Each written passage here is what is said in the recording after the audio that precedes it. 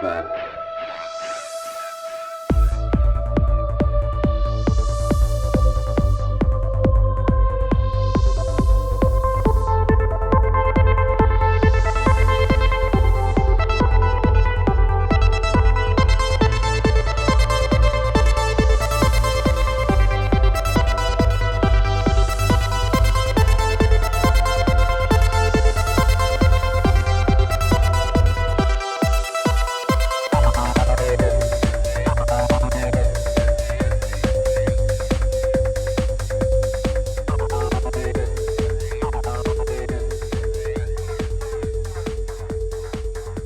What's up? Another episode of Ripple Effect Podcast. I'm your host, Fragility, also known as Ricky Vance, and we have returning guest from the School Sucks Project, Brett Veinotte. Last time he was on was, I think, late 2014, episode 56, so check that out. We talk about his website, we talk about his podcast, his research, all that stuff. Today, much more casual conversation, which is the way I like it. I definitely like to have people on to kind of focus some of the conversation on their work, because if they're on, it's because they do something that I find interesting or something I'm a fan of. But I also like having people on and just going wherever the conversation takes us, which is what I try to do the majority of the time. And today was no different. In the show description, I'll have links to all Brett's social media accounts, his website, all that stuff. And I'll also have a link to our Patreon page. If you want to support the show financially, or if you can support the show financially, you can support us there. I let you know in advance guests that I'm booking and all that type of stuff, kind of behind the scenes information, because most of the time I don't really give anybody notice on who's going to be on the show. When the show's released, that's when you find out who was on the show. But if you're a Patreon supporter, I let you know about that. But if you can't support the show financially, like I always tell you guys, share the show, tweet the show, review the show, do all that type of stuff. It helps spread the word. Tweeting it, put it on your social media accounts, whatever social media account you're on. Post this episode, any episode that you find interesting or worth sharing. I am also on PARLER, I think is how you pronounce it, PARLER, which is like a Twitter alternative. I just started an account recently. A lot of people that I'm a fan of are now starting accounts there, because it's supposed to be uncensored Twitter, the way we like it. So we'll see. Hopefully it takes off and we have a platform where we can share controversial shows and podcasts on controversial topics without anybody censoring it or shadow banning anybody. I am still on YouTube, RV Theory 6, or just look up the Ripple Effect Podcast. Anybody who calls in using video like Brett did, you can visually see Brett and I have the conversation, or any guest that calls in using video and I have the conversation. So check that out. I'm also on Broken Simulation, which is Sam Tripoli's website, YouTube alternative. You can see my videos on there too. And that's it. Enjoy the show. See you on the next one. Peace.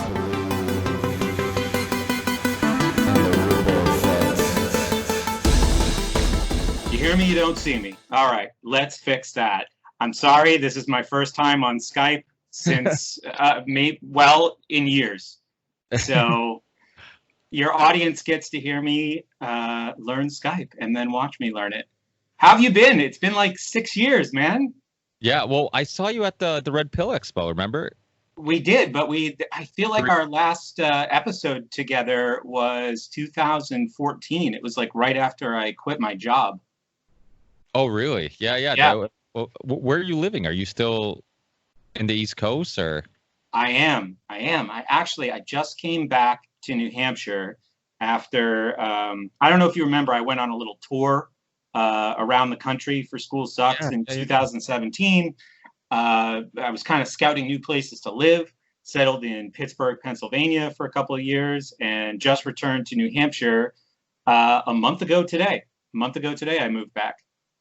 Oh, wow. So any reason specifically? Maybe because of the license plate, live free or die? Yeah, well, we'll see.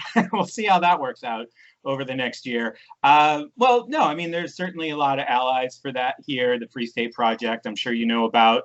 I've got, the most important people in my life are here. I was kind of interested in getting out of cities. Cities didn't seem like the best place to be. Started thinking about that around March, and was certainly, I don't know, I feel proven right about it by the time the end of May rolled around. So yeah, we'll be in New Hampshire. We're going to Hampton Beach this weekend with the family. I don't know what it's like up there, how many things are open, but I know there's like a little beach cam that you can kind of look up the beach and what's going on. It looked like people were kind of roaming around, and for the most part, there wasn't like a whole lot of masks or anything like that. So we're gonna give it a try. I mean, I don't know if it's gonna be busier than normal because New Hampshire's one of the few places where there's stuff going on, or less busy because people are still afraid of all this COVID stuff. Well, I'll give you a report from the beach because I've been spending a lot of time there. I actually live just a little bit inland, and I live by something called Great Bay. So I've been like kayaking and paddleboarding around there. And my girlfriend and I, we go to the beach a lot.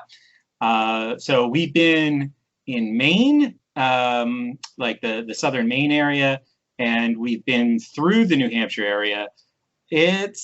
I don't know, it's still kind of touch and go here, but a lot of people are wearing masks. We actually just went out to eat for the first time in months the other night. How are you feeling about all this? You're still in Massachusetts, right? Yeah, I live in Ludlow, Mass, a little outside of Springfield.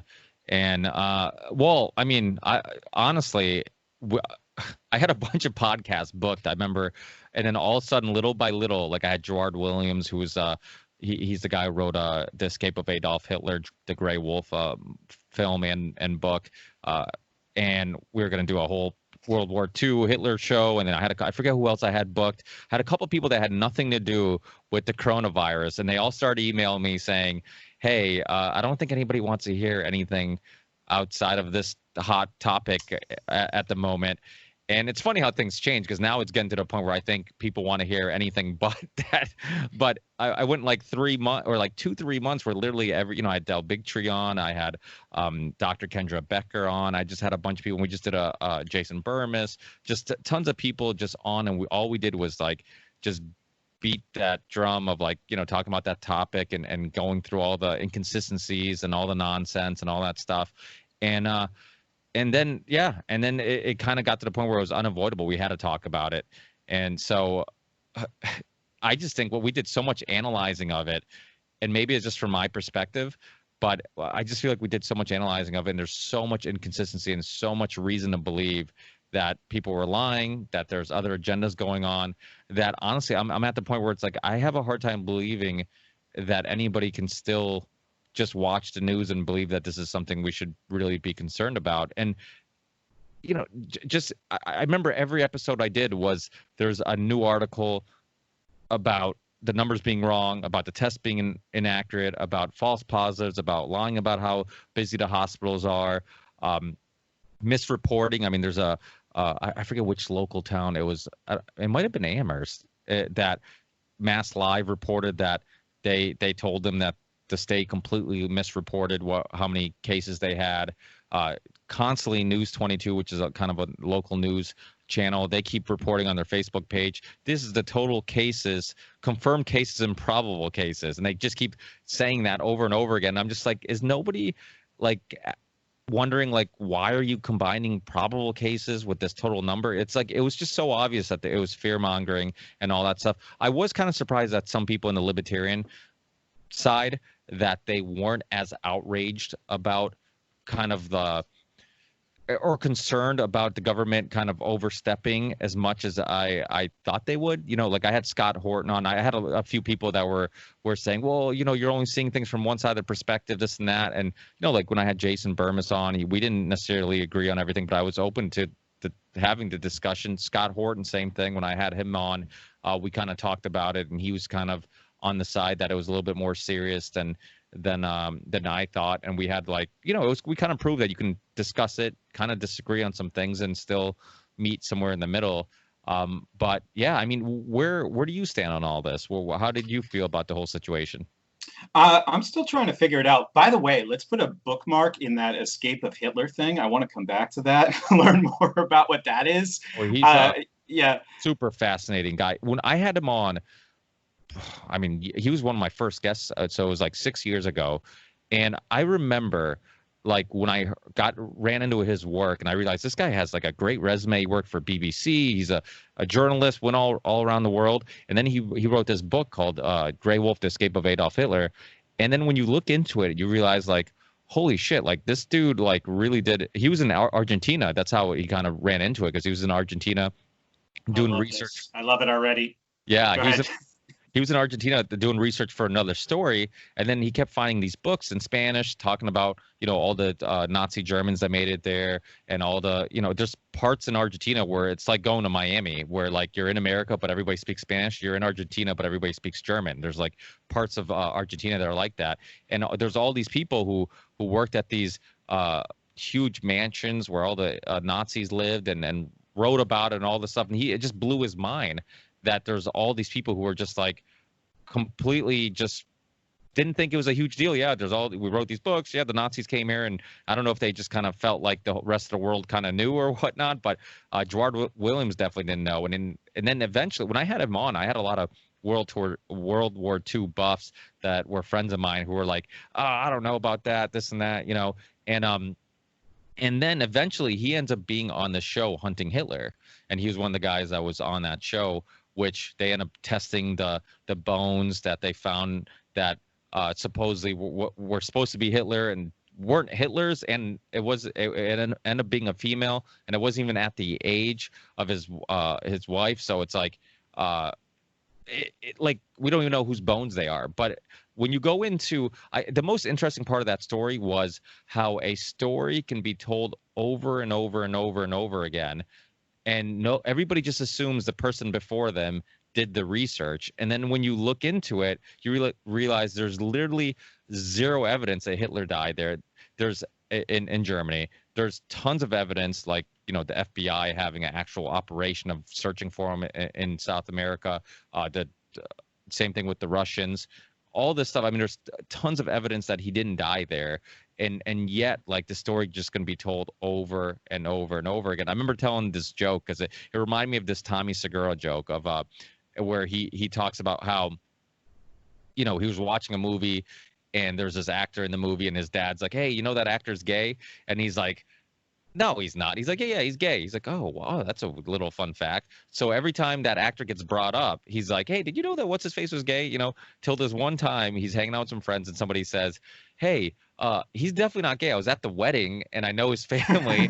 So then he calls his dad and he's like, hey, Dad, you told me this guy was gay. This guy was at his wedding. He's not gay. He's like, oh, I thought he was gay. And that was it. And it reminded me of this Hitler story because it's just an example of how something gets told and retold and retold and retold, and nobody actually fact checks to see if it's true. And you can spread false information like wildfire. All right. So first of all, see how good I am about shifting the subject away from COVID? We went in a totally different direction. Second of all, a Hollywood wedding proves nothing about a man's sexuality. That is true. I promise. But no, I think it's just like while we're on World War II, I think it kind of relates to the times we've been living in here for the last 5 years. And I was turned on to this book recently called Pendulum about how the way society works kind of functions in these 80-year cycles, where every 80 years you return to this extreme we and kind of collectivism. And in the middle, like every 40 years, the 40 years in between that, you reach like an extreme me of individualism. So if you think about a lot of the trends of the 1980s versus the 1940s, where you have World War II and Japanese internment, and then the Red Scare isn't far behind that. And then the 1980s was literally the decade of decadence. And maybe like not the most aesthetically pleasing forms of individuality, but it was all there. And now we've cycled back to this extreme collectivism where, the author of this book, Pendulum, I found this random clip of him on YouTube with no views. And he's talking about, we're entering a period, this was from 2013, the clip I found, where you're not defined by what you're for, you're defined by what you're against. And how true is that in the world we're living in right now? And the reason why I tie that to World War II, remember I did this show right after Charlottesville, where we cover World War II. So we're looking at the interplay between the United States under Roosevelt, England under Churchill, Soviet Union under Stalin, and Germany, of course, under Hitler. And you look at all the horrid things that all of these countries did during that war, like the English firebombing cities in Germany, just no remains of innocent people there after the RAF bombed those cities. And it's like, geez, maybe not every story needs a protagonist. Maybe some things are just a horror show. And my guest and I, we were talking about that in the wake of Charlottesville, where it seemed like the media was really in search of a good guy and a bad guy, and like how they seized on Trump saying, and there were some good people at Charlottesville, where I don't know, maybe that's accurate reporting, So anyway, I just think it's an interesting kind of template, that war, where in popular assessment of something, a protagonist needs to be found. And it's interesting how, like in our current situation, whether we're talking about the social justice upheavals that came about in the months of May and June, or all of like the COVID polarization before that, it's like everybody's job in the so-called media is to find to clearly separate the good guys and the bad guys. You know what I mean?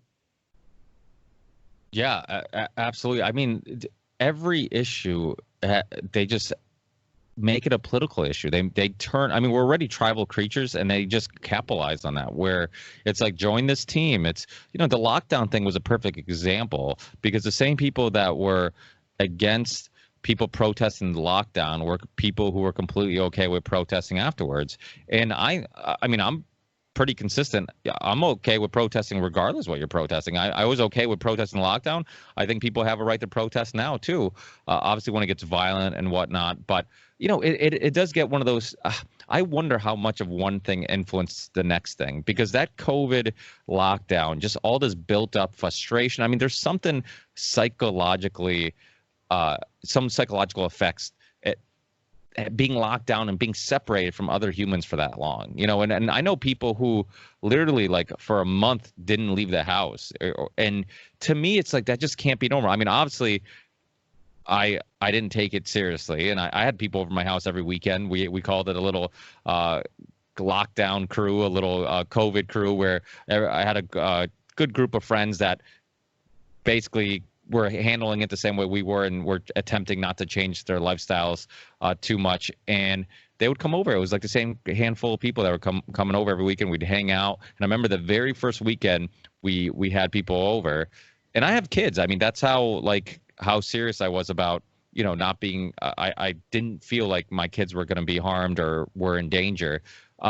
The first weekend that people came over, the next day, and some people that night, text messaged us and said, and just about everybody said, thank you so much for just having people over, because it felt so good just to be around other people and communicate and talk and laugh and have a drink. And it was just a reminder of how important that was, and the psychological damage that we could be just causing because of this lockdown and separation from, I mean, I'm lucky where I have a wife, I have 2 kids. I mean, I have some people I can hang out with and communicate with and laugh with and play games with, but there's some people who live alone. And for those people, I mean, it's not the same experience. I mean, you're lonely, you're watching the news, maybe bored, just kind of soaking it all in. And really, the people that seem like they were the less afraid were people who were watching the news the least. Everybody who was watching the news like crazy were freaking out. And even my wife, which she would listen to me talk about this with other people and all this stuff, she she felt like she had a stance on all this. And then if she goes a day where she gets, just sucked into the news, all of a sudden I start hearing the questions like, well, what if it's more serious? What do and it's like, oh, here we go. It's the new, you've been watching the news. I'm like, they're doing exactly what they're designed to do, and that's just scare you and keep you watching. And that's what was going on, I think. What would you? So what do you think? Because I'm all for like lifestyle balance, and obviously nobody. And you're right. I feel terrible for somebody who lives like, imagine living on like the 27th floor of an apartment building in a city or something like that, where you're watching CNN. Which is almost like a form of psychological torture, and has been since Trump took office, but has really accelerated in the wake of the whole COVID thing. Yeah, I feel terrible for people like that. And I always tried to just like, all right, well, you got to eat right. You got to exercise. Yeah, in the beginning, I was taking this pretty seriously because people that, I trusted seemed to say, I mean, it wasn't always so much of the health thing, even though at the beginning when it was hard to tell what this actually was. And I don't think it's interesting. Like I couldn't immediately orient myself into the right like position to assess what the media was going to pump up about it, because that's what the media, media loves stuff like this. We've said on my show, this is like 9/11 every day, so obviously they're going to take a certain approach. And if you look at the political motivations behind, not just the media, not just the political left, not, corporations, academia, many aspects of the medical establishment, or many interests in the medical establishment, rather, if you're trying to bring about political change in the year 2020, this is a worthwhile thing to pump up. So, yeah, I think there's a real thing here, and I think there's a lot of unnecessary fear and unnecessary, I was going to call them responses, but reactions to it from the government. And I think from the beginning, my biggest concerns were, what are the economic implications going to be? What's the government's response going to be? And I think we're on the same page here is, what's the public's reaction going to be? You take the anxiety, you take the lockdown, you take the deprivation from, so many healthy activities that people might have had in their life. Not that we didn't have mental health problems widespread in this country before this happened. And what's the outcome going to be? And I think we saw it in June. We have watched it this month in cities around the country, where all of a sudden you have the same medical establishment who was heroic in April and May for blocking, supposedly. I think these were like very staged photos. I don't know if you saw like the nurses blocking the lockdown protesters, telling them to go home. Did you see any of this? I did see those, but I didn't look into it to see if they were staged. Well, okay. So my investigation of this thing on my show has been like, obviously there are just disgustingly obvious synthetic elements to this thing. But just because something has a synthetic element, it doesn't mean the entire thing is synthetic. So what I wanted to discover is, where does the fake stop and the real begin? How deep does the fake go? So right now on School Sucks, we're actually doing a series about this. I have an Eastern medicine practitioner named Daryl Becker. You know Daryl? You ever had Daryl on your show? The name sounds familiar, but yeah, he's been on my show a bunch, and he would be a good person to talk to if we have to continue pursuing COVID. And it seems like it's getting pumped up again from just what I'm seeing like in social media. So we might be talking about it for months still. But yeah, I wanted to try to understand the science of it, because I think there's a lot of conspiracy theory around what's going on. And there's also a lot of, like I said, really blatant propaganda. And I think both of those things happen when the average person has, without a lot of work, an inability to understand what the truth actually is, right? So there are so many rabbit holes, and I don't even know if I should call them rabbit holes, because I feel like they're probably worthwhile investigations to understand, like, what is a virus? How does a virus spread? What's unique about COVID? Like, these are all questions worth asking. It's just not because I see something on CNN and I go, oh, it was on CNN, so it's obviously BS. Like to really try and dig beyond, like, all right, well, this is clearly a staged photo. This Cuomo Brothers sitcom on CNN, where like one is a governor, the other is a newsman, one is sick, and the other one's trying to help his sick brother. Like, that was, you ever see the movie Wag the Dog? Yes, a long time ago. Yeah. People in Ricky's audience, see Wag the Dog if you haven't. As soon as you're done reading, 1984, which is also like super relevant right now with the kind of newspeak and doublethink that is going on, especially around protests. But Wag the Dog, it's amazing. This movie came out in 1997, and it just shows how these things are fabricated behind the scenes, and how convincing a photograph or like a 15-second video can be. And another thing that I've noticed, and I think this is more prevalent on the left, is a lot of their programming, a lot of their propaganda is very visual, because a visual hits you emotionally. A visual, a picture, is not an argument, right? So you can't take it apart and say, here's why you're wrong. It just punches you emotionally, and then you're kind of stuck with the result of that punch. So a lot of the programming that we see, and people can learn this from watching the movie Wag the Dog, is this kind of visual programming. So there was this one picture I will describe for people who haven't seen it. And I know if there's people who listen to my show, they're like, oh God, Brett, you've talked about this so much, just talk about something else.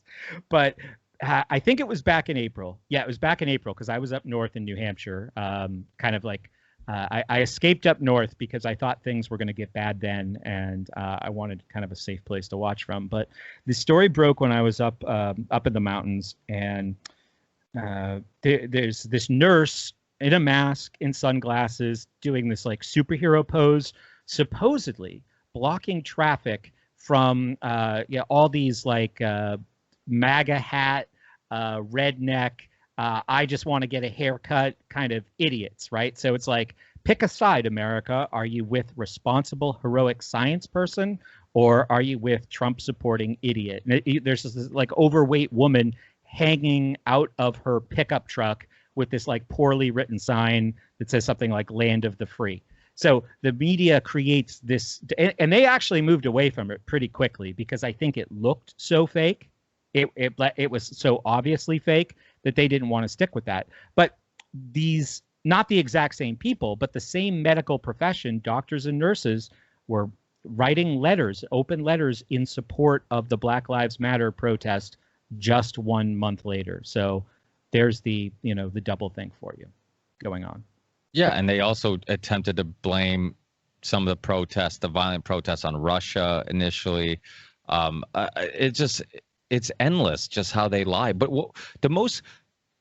I guess the part that made me the most angry was the fact that you look at the Plandemic documentary. That thing went viral, and in no time they took it down from every single site. They took down even the website that it was on. They locked Dr. Judy's Wikipedia page, so she couldn't change anything. Nobody could get access to it or nothing. And I think they even changed the language in it, where it said that she was this anti-vax conspiracy theorist, all this stuff. But yet they let people post videos of the documentary as long as you were debunking it and calling it a hoax. So it was too dangerous to watch the documentary if it wasn't with some skeptic, person narrating it and putting their opinions and perspectives, planting those seeds of doubt of what she's saying. But to watch it alone and coming up with your own conclusions were dangerous. Stuff like that drove me fucking crazy. The protest videos, there's protest videos that were being taken down. They were saying Facebook, YouTube, all these social media platforms weren't letting people post these videos. They're being taken down. There's all these articles that were just being flagged for false information and all this other stuff. I mean, it was so, and it's crazy because there's story of mainstream media having issues with just giving false information, but sometimes blatantly lying. CBS News had that little article they got caught because they had that scene where they were talking about busy New York hospitals, and they were showing a busy hospital, and it was actually a scene from Sky News in Italy, stuff like that. And why aren't they getting flagged? Why aren't they also being lumped in with false information? So the whole thing drove me crazy because it was obviously one-sided, and they're pushing a narrative. Yeah. So on the Plandemic documentary, one thing that I think is dangerous, and this is why I would encourage people who are concerned about this, who have a position and want to try and educate people about what's going on. The thing that I don't know put me off as far as Plandemic was concerned is it was like a 30-minute documentary that kind of was presented, at least by the way I saw it being used on social media. It was presented as this explains what's going on. That's quite a feat for a 30-minute film centered around one woman who is clearly a flawed character in that. Now, flawed, even if, you know, she's a perfectly mentally healthy woman and she's telling the truth, she has a presentation that sounds like she is the victim of a kind of coordinated effort against her. Now, this is a very easy thing. When you kind of stake your argument on watch this video, I'm not saying you did this, but I saw a lot of people doing this in social media. It's the easiest thing to destroy because all you have to do is character assassinate that person that the story is built around. So it's built around, what was her name? Judy, not Judy. Yeah, Dr. Judy Mikovits. Mikovits, Dr. Yeah, or something close to that. Yeah. So it was character assassination against her, and then anybody who is on the other side and just believing what they see on CNN or MSNBC or what the World Health Organization says or what the CDC says, they almost feel like they've been vindicated because they're satisfied that this alternate theory has been destroyed because the person that it centers around has been, ad hominem effectively. So when I saw people sharing that, I just said, this isn't going to end. And then there was other sort of intrigue about it. Like there's, I don't want to call it a trick, and I don't even know how I feel about it, but getting a video banned is kind of like, in this day and age, people think that means that it has something that they don't want you to know in it, right? If the video gets taken down. So if you can make a video and get it taken down, they've almost built a marketing campaign for whatever your message is, like whoever took it down, if Twitter banned it or YouTube demonetized it or however it works. The movie had copyrighted music in it. Now, I'm not saying it would have gotten taken down anyway under this new standard of, it's like, we decided through our fact checkers that this is misinformation or dangerous information. And, that the whole COVID thing allowed all of these platforms to become more strict in that sense. And now it's going to be ramped up again around the issue of race. So I thought that was tricky as far as like the rhetoric of presenting, an alternative theory about what's going on here. And the message that I wanted to send to people who were sharing it around and saying, watch this, it explains what's going on. It's like, you got to do more. You got to have more than Judy Mikovits, because once she's taken out, it's like everybody feels like they were just right for whatever they heard on CNN. You know what I mean?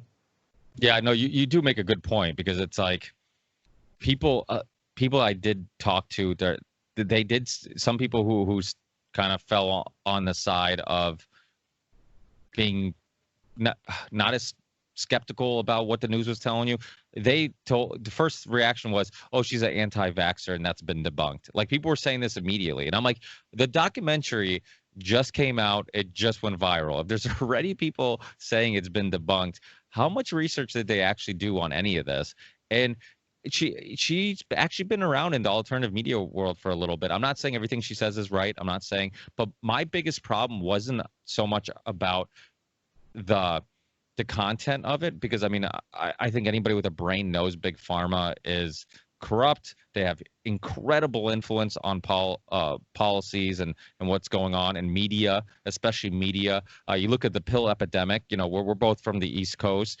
I mean, that pill epidemic was legitimately a real epidemic. That was, and it was and it was killing young people. It wasn't killing, people in nursing homes, people, not that their lives don't matter, but what I'm saying is I think most people would believe that a young person who still has their whole life ahead of them, it's much more tragic than somebody who's 80 in a nursing home. And it was killing young people. And guess how many people, politicians talked about it? None. During the election, how many people brought it up? None. Why? Because Big Pharma is paying all of them and paying the for the commercials on CNN and Fox News and MSNBC, and because of it, those questions aren't being asked. And so to me, it was so obvious that it wasn't about caring about people or whatnot. It was all about fear mongering, and it was scaring people. And then when you decide what truth is and you say, hey, you're not intelligent enough to watch this and make your own decision. And you're right. I mean, you did have the reaction of, hey, this thing's going viral and then it got banned, so there must be something to it that they don't want us to know. But I also heard, I don't know if you got this reaction. I know people from the more skeptical side, people who I guess you could quote unquote conspiracy theorists or people in alternative media, that were actually saying the opposite, where they're like, if this thing went viral, it could be because they wanted to go viral, that they thought maybe. Did you get that reaction? Yeah, that it's a kind of limited hangout. It's have you ever heard that term? Yeah. Whitney Webb uses it all the time. Yeah. So it's for people who don't know, it's just I believe it's an intelligence term. My friend Professor CJ from the Dangerous History podcast taught it to me. Where if it's almost always government, there is a feeling that something could be leaked that could be devastating. They'll preemptively leak a lesser story that still looks bad. I think Trump does this all the time in kind of a different way. He's not exactly doing limited hangouts, but he'll say something ridiculous because he knows how to basically just control most of the media and most of the Twitter sphere like a puppet show, like his own puppet show. And if he wants a story that is like more complex and maybe, not as like sexy or interesting, he'll bury it with some absurd tweet, right? So the limited hangout is a similar idea where it's just like people will be satisfied with these crumbs that we give them instead of like, the whole steak that is actually there. So, that's it. So that's one take on it. The other thing is it could be a more advanced form of, perception management, in that it is presented as the sort of be-all, end-all of alternative medical theories around coronavirus. And if it gets hung out there and it goes viral, but then it can be readily destroyed by, again, ad hominem the star, Dr. Judy, then alternative theories, the credibility of anybody who is questioning the official narrative is jeopardized after that, right? So that's another function that the film could have had. When I watched it, I said, geez, this woman is just presenting in like when I hear somebody tell a story where it's like all of these powerful people were colluding against me specifically, that presents as a kind of paranoid delusion, whether it is or it isn't. And I'm sure there are people who knew too much or, stepped out of place, and powerful people did coordinate against them. I know people that has happened to. But if you're not careful about how you present that, and I didn't feel like it was presented exceptionally carefully in that documentary, then you're going to get destroyed as like a paranoid delusion. The easiest thing to do is to call somebody crazy, right? Once you call somebody crazy or stupid, now you can't call this doctor stupid, but you can call her crazy. You can call her paranoid. And, once that happens, you don't have to deal with them anymore. It was a great, Dave Chappelle said that after he, fled Comedy Central and went to Africa, whatever. Geez, that was what, 12, almost 15 years ago that happened. And, he was talking about the sickness of Hollywood, which is another one of my favorite subjects. But he said, as soon as somebody steps out of line, they get called crazy. Charlie Sheen is crazy. Charlie Sheen maybe, has some things he could work on. But if somebody steps out and says something that is not on the script, we see people in Hollywood right now, right, reading off scripts for sure, around all these social issues, around this COVID thing. Like, they're actors, they're good at doing that. But when somebody goes off script, they get destroyed. as crazy. So that was the point that Chappelle was making, is that Hollywood is sick because if you step out of line, this is how you're treated, right? And that was sort of the treatment of him when he walked away from $50 million in the Chappelle Show on Comedy Central. So I thought that was like a really great insight from somebody who was inside an industry, and there are many of them in this country, that is extremely unhealthy and knows how to quickly ruin the people who jeopardize the status quo or the equilibrium of that industry. So, you scale that up to this situation, and if you attach questions about coronavirus to crazy Dr. Judy Mikovits, you're done. So I could totally see that as well. I mean, that's completely plausible to me, and I was suspicious of it as soon as I saw it. For that, not exactly for that reason. I couldn't put my finger on it, but I knew something was wrong with it. Yeah, I mean, it's really hard to argue crazy, right? If somebody says she's crazy or make them out to be crazy, even if you could, nobody wants to actually discuss the points that a crazy person said, So even if Tom Cruise, for example, it was funny because we were talking about, I think I was talking to Sam Tripoli, and I was saying how, we've all been wrong before, and we've been tricked before. And I remember telling people, recommending on my podcast, this documentary called Making a Killing, and it's about the history of the DSM and how Big Pharma kind of made up this fake science to basically write more prescriptions. And there's a lot of good information in there. There's a lot of good interviews in there with the doctors and psychologists and all that stuff. But it was eventually I ended up finding out, doing some research on the company that made the film, that it was funded by Scientology, right? And so it's like, oh shit, it's but and of course people think, if you like Scientology, you must be crazy. So it's like it's linked to these crazy people, and all of a sudden it becomes a little harder to sell. Hey, watch this documentary.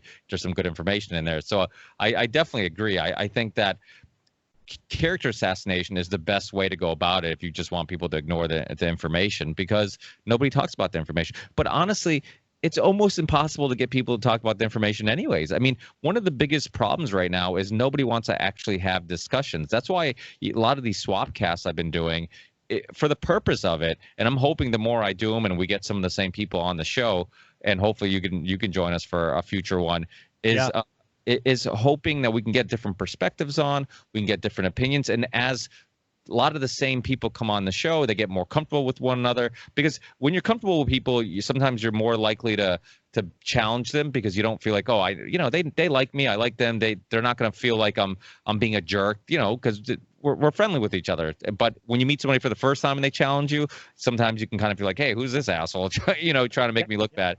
So I'm hoping in time, as we do these, some of that will happen, not because I want to spark arguments, but more because I want to spark a really interesting discussions where ideas are challenged, and the kind of I guess, to use what Hunter Mott said on my show and his show some years ago, some idea sex, just getting people to share ideas and challenge ideas in a friendly manner. Because I think those are the discussions you learn the most. I mean, I don't know about you, but I remember growing up, I used to love debates. Some of the debates I loved. I remember the first time I saw Thaddeus Russell on your show a long time ago. I probably was some of his first appearances, and I didn't even know who Thaddeus Russell was at the time.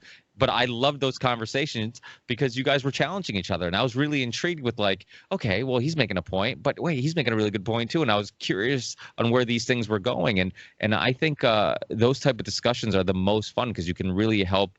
It can really help mold your own opinions and perspectives. But I shouldn't say nobody, but a lot of people aren't willing to do that, because they've done a great job of making everything political, where it's like, it's not about, if this medicine can actually have some benefits or not.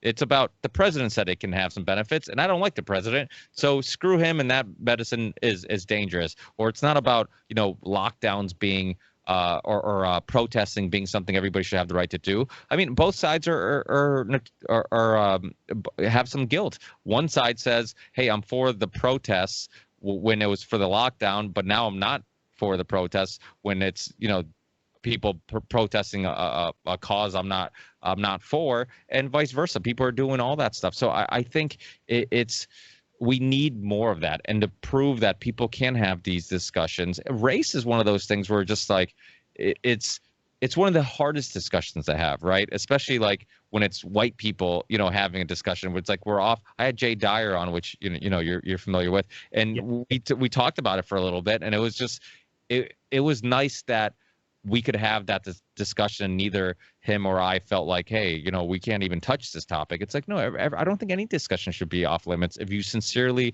are just sharing ideas on that topic. Yeah. Well, I'm glad you don't, Ricky, but there's a lot of people who think that that discussion should be off limits. I mean, race is a very, very powerful tool of division, and it's being used as such right now, right? I agree with you. I obviously totally agree with you that it's something that what we keep hearing is that we need to have a discussion about race, but that discussion is not really a discussion, right? You can go on YouTube. I just posted something on Instagram today about, you know, uncomfortable. It's called like Uncomfortable Conversations with a Black Man. It is, and Matthew McConaughey, Hollywood actor familiar with reading scripts, is the guy, and he's reading off cue cards, right? These are little note cards that he has in front of him. So there's the organic quality of the discussion right there. He needs cue cards to have it. But it's not an uncomfortable conversation. It's the most comfortable conversation you can have. It's exactly like the safest sort of social justice talking points, and that is called a conversation about race today, right? So there are things that are just taken for granted, right? Like they cannot be questioned. The concept of white privilege. If you question the concept of white privilege, that's problematic. We're now moving on to white fragility. That's a term that's been used a lot, which I'm showing right now. Have you heard about white fragility? It's a book, but it's also kind of circulated like white privilege is circulated as a term. I've heard the term. I don't even know what it means, to be honest with you. Okay, so white fragility is the idea that white people have this aversion to talking about race. So when they're told about white privilege or their white fragility, they immediately sort of short circuit and go into this defensive mode. So this is a very, very clever rhetorical thing that came out of academia. And this woman is making the rounds now in some very, very boring interviews on like those late night comedy shows like, Jimmy Kimmel had to do his penance for his blackface and have her on. Jimmy Fallon, who could not look more bored and unhappy during the interview, he had to have her on because he dressed up like Chris Rock, 15 years ago. So she is there as kind of like a re-educator. And, it's kind of like a Chinese finger trap fallacy where like the more you try to mount an argument against it, the more you're stuck in it. You know what I mean? So it's like, well, no, that white fragility, that's a silly concept. Oh, see, you're just being a fragile white by questioning this diktat that has come down from academia, right? Soon you're going to start hearing a term called white allergy. That's the next step in all of this. And I actually just heard it for the first time today, but I really feel like it's going to catch on. And white allergy is sort of like a more innate programming that white people have. It's kind of like implicit bias. So you don't even know that you have. It's like, oh, wow, I'm 34 years old and I just found out I'm allergic to pollen. It's kind of like that sort of thing, I guess, where you can't even understand the depths of your ignorance. Again, intervention, societal intervention and re-education is thus necessitated. But yeah, I mean, just back to race generally, that is certainly a project of division. I have a hard time understanding what the end game is, but it's certainly not, nothing we're seeing right now is about solving racial problems. Who prosecuting this war on racism doesn't love racism? Does Al Sharpton not love racism? What would Al Sharpton do without racism? What would CNN or MSNBC or all of these social justice warriors do without racism? I'll give you a related example. Do you remember back in I guess it was, well, the election night in 2016 and then the inauguration in 2017. And there were all of these like performance art protesters, people crying and lying on the street about, Trump's election. I've said several times that while that performance looks like sadness, it's actually a celebration, right?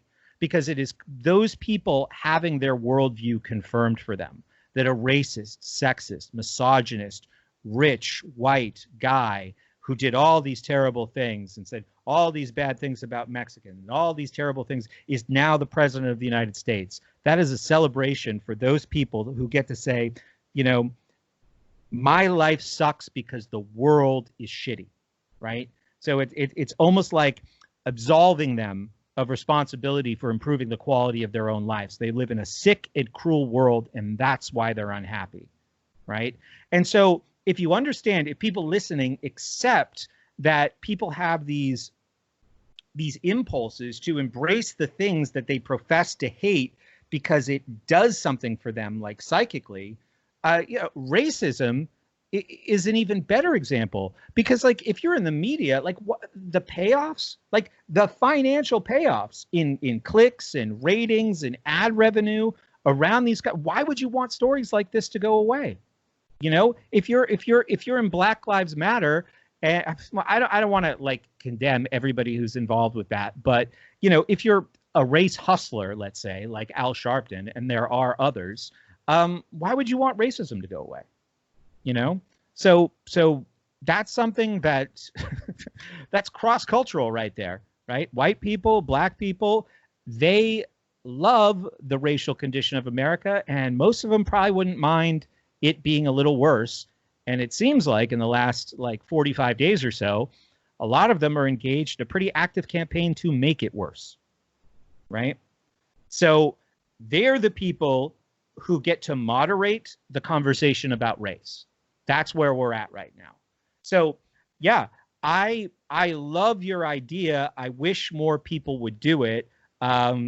Debate is a hard thing right now. I mean, and I think if we just want to buy into the theories of this book I mentioned, and I think like if we just look at what's happening in the world, current events seem to bear it out that we're moving into this much more tribal, and collectivist era, right? Where the echo chamber walls, like, we saw social media create these echo chambers, and every time there's one of these divisive events, the echo chamber walls just get like 20 feet higher. And look at where we are now. Yeah, no, I completely agree with you. And people, you're absolutely right. For example, during the Iraq War, everybody who was on the left is like, told you Fox News is propaganda, because they're pushing this the warmongering and all that stuff. And then everybody on the right now gets to say, told you CNN was propaganda, look, and it's like, do you just notice that like as long as their enemy is in office, they're just gonna kind of, that's all they're doing. They're just defending whatever side they're on, and neither one of them are have, I guess, morals or a moral compass that's really that important. It's all about kind of just playing to their side. And you brought up colleges. I mean, that's the other thing about colleges that's kind of scary is that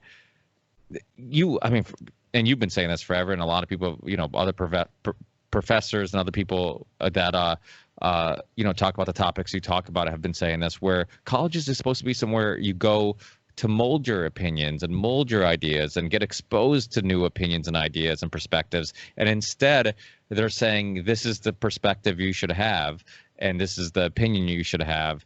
And the professors are having huge influence on the way these kids think. And I think a lot of these college kids who are really passionate about hating Trump and loving Bernie, their heart's in the right place. Just like I think a lot of people in the Black Lives Matter movement, their heart's in the right place.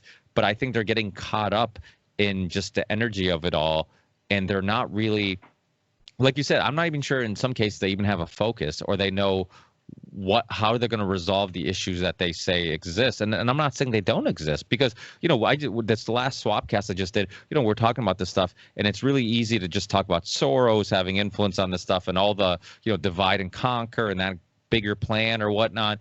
But in all that, there are people who truly believe and are right that there is racism, racism is still a issue, and it's still an issue that needs to be resolved. Would you agree with that? Yeah, absolutely. And I would say that we've seen it get a lot worse in the last 5 or 6 years. Yeah, I remember watching like the Michael Brown thing unfold and just, saying, is the media trying to start a race war with this? And it's interesting too. I mean, like, there are other stories like George Floyd that were not seized upon by the media like the George Floyd story was. And, back 6 years ago, when you had Michael Brown, you certainly had an imperfect young man, right, who might have done a robbery, who might have been attacking a policeman, and they made this their hero. They made this their, again, back to the fucking World War II Hitler thing. Like, somebody's got to be the protagonist. In this case, it'll be Winston Churchill and FDR, right? Even though they've done all these horrors. So Michael Brown becomes a kind of social justice protagonist. On the other hand, you have Eric Gardner in New York City, who is killed, like murdered by a police officer. And even people on Fox News go, yeah, that cop shouldn't have done that. So, I mean, you get hashtag I can't breathe out of Eric Gardner, but all of the media attention seizes on Michael Brown. Why? Because there's something to fight about there. And if you have questions about Michael Brown, or you want to talk about other aspects of the Michael Brown story that the media isn't covering, then you're a racist, right? And it reminds me, like, there was this, you've heard of Chris Cantwell from Charlottesville, but he was, man, I was on his show like a year before that happened. And, he said something like, on his show is called Radical Agenda.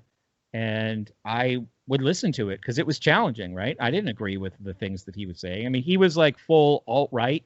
I don't know if he would have called them. I don't know what words he would. I don't want to apply labels to him because he might not use those labels for himself. But he was at Charlottesville and he was chanting, "Jews will not replace us." And so you can make some conclusions about what his views were. But, he did what I thought was at least an interesting thought experiment, which is like, what if people weren't afraid to be called racists? And while this whole situation in the country, and I'm sorry, I'm a little scattered right now.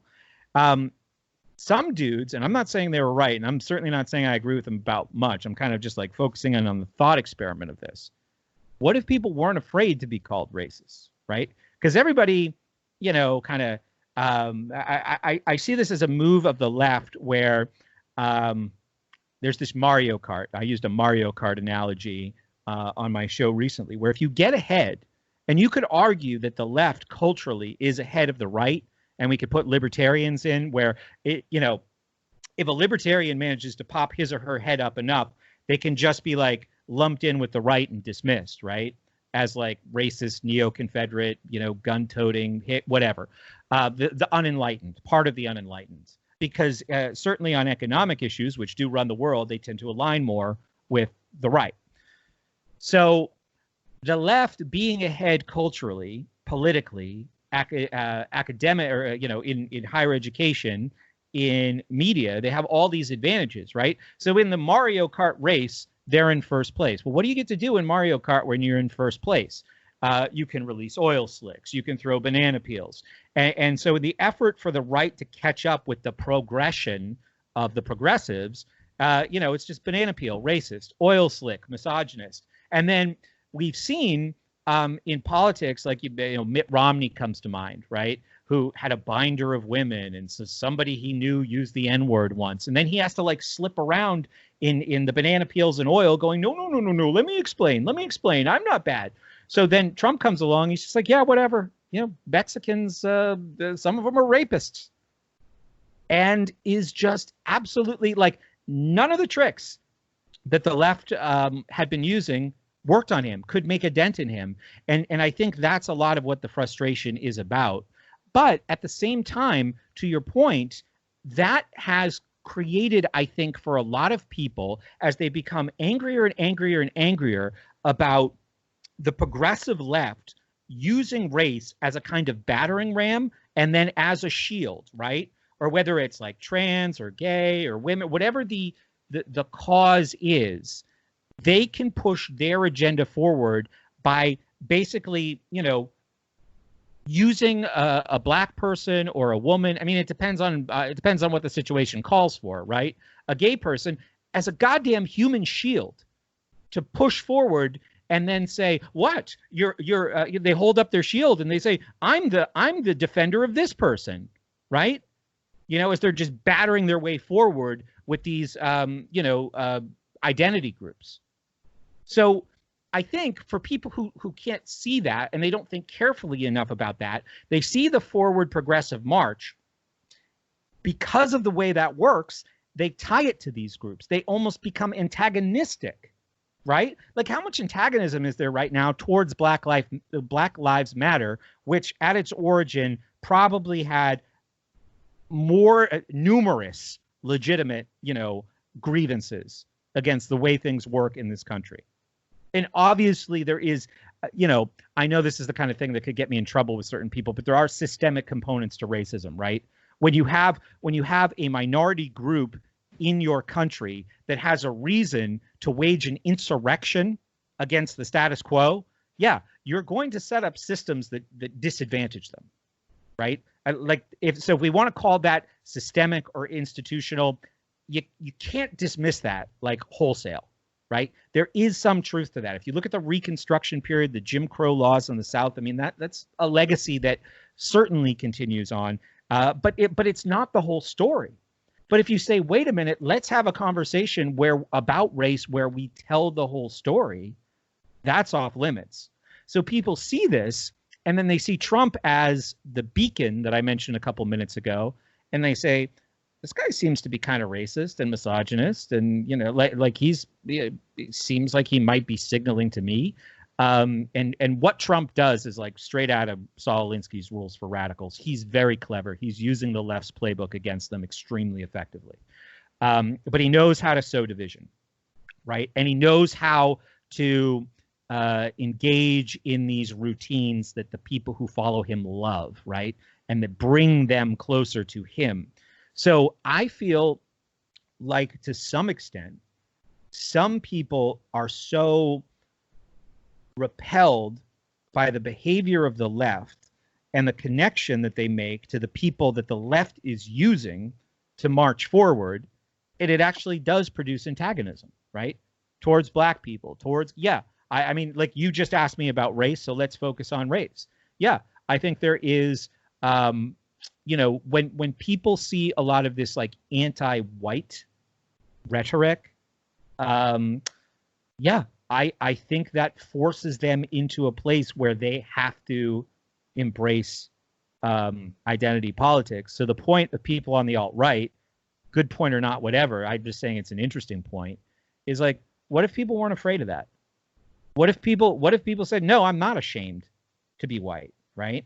So even if you just have, 1% of the population, which you have less than that, like take Charlottesville, for example, now you have a specter. You have a specter of white supremacy that is out there. And you have that then through various propaganda campaigns connected to everything on the right, connected to everything that isn't the enlightened left, right?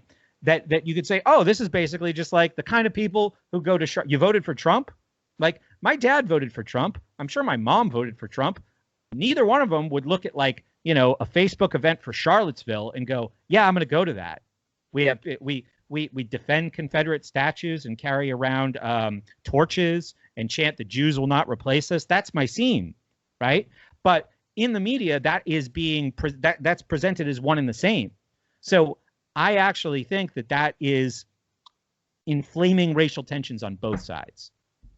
Long answer to your question. No, you made a lot of really good points. I completely agree with you. I mean, one thing about Trump being clever, I mean, did he say, he was quoted, when you loot, we shoot, or something like that? And come to find out, it was like a quote from like the civil rights era or something like that, some chief of police. And so it was like, that was just kind of a example of how like it wasn't just a spontaneous coincidence. He like actually thought out what he was saying. And like some people say, it's like the dog whistle to other races, like, hey, he's with us, you know? Yeah. And I think that does happen. I mean, he's a rich white guy who's a Republican. I mean, even though like you brought up Jim Crow, I believe was a Democrat, but and well, people forget that from the South, you know, there's a lot of racist Democrats back in the day, and then how times have changed quite a bit.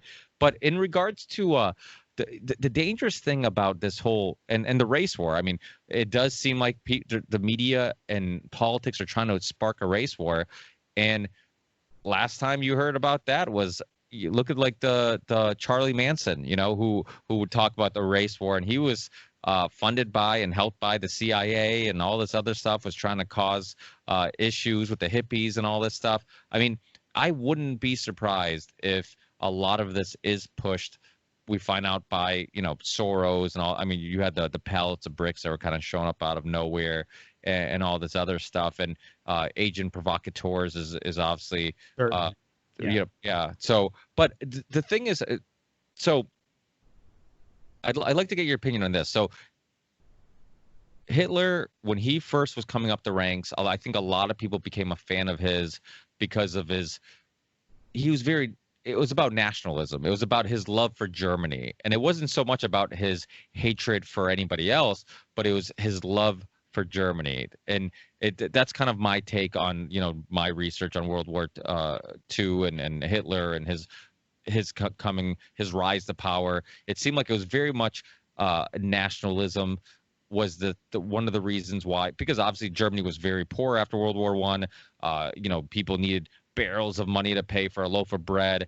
And I think when times are like that, and you want to blame the boogeyman, you want to blame somebody for your problems, you blame the allies that put you in that position. And I think nationalism was a big influence. But I think in time, nationalism turned into like, okay, well, we need to blame somebody for our problems. Well, it's the Jews, it's these guys, it's that guy. And I think that type of thinking gets dangerous because there is, like you said, inherently like a racist system in some regards. But yet, like, that can be dangerous thinking, because if you start saying, well, who's to blame for this? Oh, it's white people. And then it ends up turning into this injustice for your people to, let's point the finger and put our energy in disliking those people. And I think that happens a lot, where you're just like, well, okay, my people have this problem. Who do we blame for it? And then it can turn into a very pro my people thing to a very anti those people thing. Do you get what I'm saying? Yeah, and I think that is definitely a feature of this time. I think we're going to see. I don't think this has a resolution in the next couple of years. I think this is still on the way up. You know, I think there's still fuel that can be fed to this fire, and I don't know what it's going to be, but yeah, I think those divisions and that tribalism is going to be deeper than what we see right now. I mean, you know, if Trump gets reelected, riots. And the other thing too is these Minnesota cops, right? These Minneapolis cops, right? All four of those dudes are not going to get convicted for murder. It's just a fact. The guy who put his knee on Floyd's neck, Chauvin, for almost 9 minutes, he might not get convicted of first-degree murder. It's like the attorney general, who's this super progressive guy, and was trying to make a statement, kind of set the whole thing up to fail, which is interesting, right? But two of those cops were brand new. Right? One guy, I don't even think he had worked more than like 3 or 4 shifts as a cop in his life. He's not getting convicted. Even if he's charged with first-degree murder, he's not getting convicted of it, right? And the standard has been set so high for, you know, the crimes these guys need to be convicted of, you know, by the attorney general. But on the other side, the standard of expectation from the protesters or the people who hold this cause dear has been set so high, where it's like, if all 4 aren't convicted, that's a failure, right? that's another excuse to riot. So right now, we're definitely in this priming period where people are waiting to see. And people, like I said, if you want to go back to that example that I gave of people like to look for things that confirm their bias, Al Sharpton likes it when he finds racism. Social justice warriors and feminists love it when Donald Trump gets elected because it confirms their conception of the world as a shitty and unfair place, right?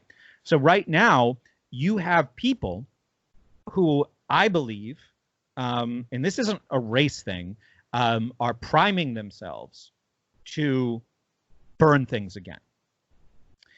And if one of those guys gets off, that might be enough. And if that happens, it's going to be worse than it was the last time, at a time where, just to bring the COVID thing back into it, it might be more dangerous. We don't know.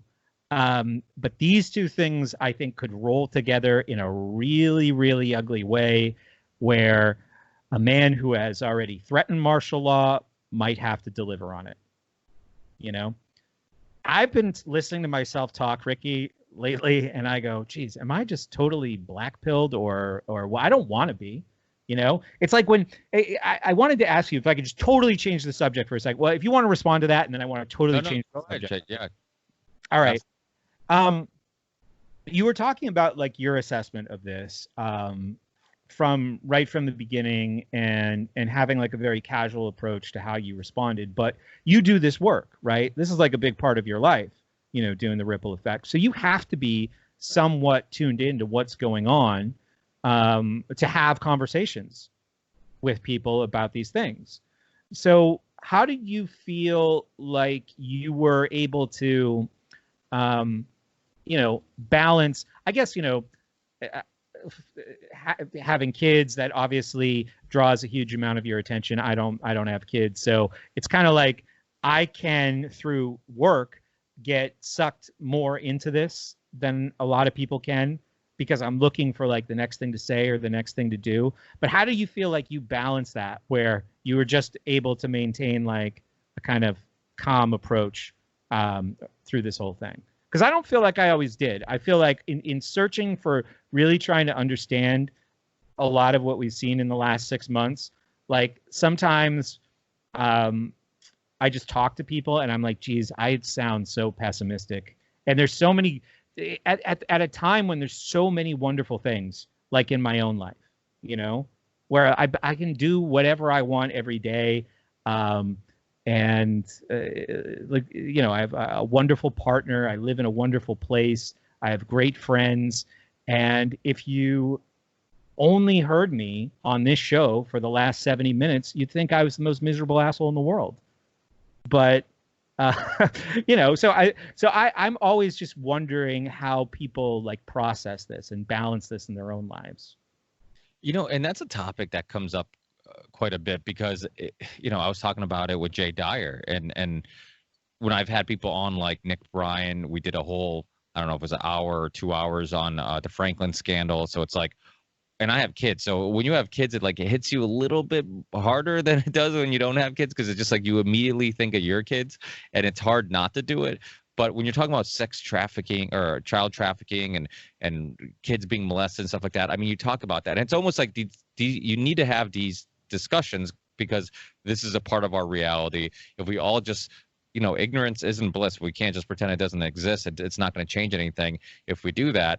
And so we need to have these discussions. But I think it is a balancing act where you kind of have to, it is hard to get deep into these topics and yet be able to kind of snap out of it. I mean, one thing that I've talked about with James Corbett in the years, just talking about, you know, our lives and our wives also, is that our wives are completely different than us. Like they could care less about, like, you know, anything that we do or any of this stuff. And sometimes I hate that because I'm like, hey, I just had a great show and I just booked this guest, and it's like, okay, great, go take out the trash, you know. But I also appreciate it because I feel like in the back of my head, I'm like, oh, I wish she was more into this.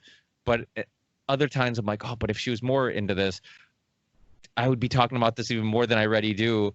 And then it would I just be stuck in that world all the time, and it's probably good to be able to kind of forget about it for a little bit. But yeah, I mean, it's things are scary, and the future is uncertain, and I think that does cause an anxiety. I mean, one thing I was hearing over and over again during the lockdown, and I'm sure you heard it too, was just the anxiety that was caused by not knowing, right? Like, there's so much conflicting information. Nobody seemed to be consistent with statistics or what's going to happen or whatnot. Every time you think like this is going to end on this date, they extend it and they say they don't know, and the numbers might go up, they might go down. It was, I think, all the uncertainty just caused this anxiety, and I think you can get caught up in that. One thing I try to do a lot is constantly remind myself to appreciate the things I have and the things I should be grateful for, and not focus so much on maybe the scariness of the future. Like, be in the present, you know, and enjoy the now, because like I always say, like the one good thing that comes out of funerals is it kind of reminds you, it's like that little like just jolt of reality of like, hey fucker, like you wake up every day, but that's not promised. That might, you know, don't forget that shit can happen to anybody, because we always hear these bad stories, and you always think it like, oh, those tragic stories of like car accidents and people dying or somebody having a spontaneous heart attack. Like, there's just a group of really just unlucky people that shit happens to, but that shit can happen to us too, you know, and it can hit home sometimes. And it's happened in my family, it's happened in my wife's family, and it's just a little reminder of like, hey, you know, appreciate, you know, every day and all that stuff, and don't take any of that stuff for granted. And but you know, we kind of live in a materialistic world where you know, I've talked about this with Christopher Ryan about just how places where the richest and the poorest people live, you know, interact with one another, and that gap is big. The chances of like depression and anxiety and envy are much higher, you know, where because everything's perspective, right? Like we have a little family-owned construction company. When we do sidewalk projects in a really, really poor area of Holyoke or Springfield, I go home feeling really grateful for where, you know, my little neighborhood and where I live and all that. But if I lived in like a really ritzy place where everybody, you know, I have the smallest house on the lot and the oldest car and the smallest yard, I'd be like, fuck, my life sucks, right? So, I mean, so much of, you know, how we view the world is like internal, you know, it's how we're looking at things. Yeah, that's interesting because, you know, I always choose to surround myself with, you know, people who do really well. It's good to be the least intelligent guy, you know, like just to learn, to be inspired. You know, you talk about like, you know, the 5 people and being the average of the 5 people you spend the most time around. And yeah, obviously there's lots of aspects to choosing those people, but yeah, I've always gravitated to people who, you know, are successful. And I think there's like there's a balance that you have to do to like be able to look into that and be around lots of those people. And you know, through the work that I do, through the work that you do too, we get to talk to people who just have amazing lives. So there could be a lot of that, but we've actually, what's cool, and one thing that I'm really grateful for is that we also kind of get to be like their peers, you know, which is really nice. And no, I totally agree with most of what you're saying. And it's just like I'm just listening to myself talk, and you know, off the mic, life seems even now like pretty blissful, right? Like I'm in an amazing relationship, all the things that I mentioned. You know, we're not you know, in there reading news constantly. We're certainly not watching the news, good heavens. But, you know, we're playing games, we're going kayaking, we're cooking together, like those kinds of things, those appreciating life kinds of things. And maybe I'm just wondering, like, what could I be doing to translate that into these conversations more? Because lately, I feel like I've kind of been sucked into the other side of it, you know? I feel it in my work. And I definitely think it's something that I can remedy. And you know, there's humor in everything that's happening right now too. And I think I've always been pretty good at finding it. So yeah, I was just interested in your perspective. And one more thing that I actually wanted to comment on is like having a romantic partner, be it a wife or a girlfriend, who is not interested in this or neutral on this is a fine thing. But if they're on the other side, you know, like if they're hard on the other side of, like, we have a side that we're on about, like, we don't, let's just call the side, do you trust CNN or do you not trust CNN? Is CNN the news or is it some form of psychological torture, right? If we're on one side and the other person's on the other side, man, I would think that would just be a tremendous challenge right now, right? Like I've never been in a relationship with somebody who was like hard left, or like I've dated people like that, but I could never persevere, you know, past a couple of dates, or maybe I made it like a month one time, but you might eventually said to those people, like when I was single, I would say, you're gonna hate you all the things that you think are neat and fun about me now, you're gonna hate in 3 months. You're gonna hate my guts, I promise. And a lot of that is just the world that we're trying to grow a relationship in. I don't understand how anybody could, like any couple, unless they've been together a long time, if they're really, really immersed in these kinds of issues. You know, we saw this, like people getting divorced over Trump, like that happened. And I did happen to meet somebody not super long ago. One of her opening lines was, "Do you know who Michael Malice is?" So I was like, all right, let's get a woman who knows who Michael Malice is. Let's get married. But then she gave me a million other reasons. And I think we've found a good balance. Like we're both like curiously paying attention to what's going on in the world, but there's that is not a requirement, or us like being on the same page about, you know, our assessments of lots of things that we do know are out there in the world. I guess you can find a relationship that doesn't require that, just because there's so many other wonderful things in it.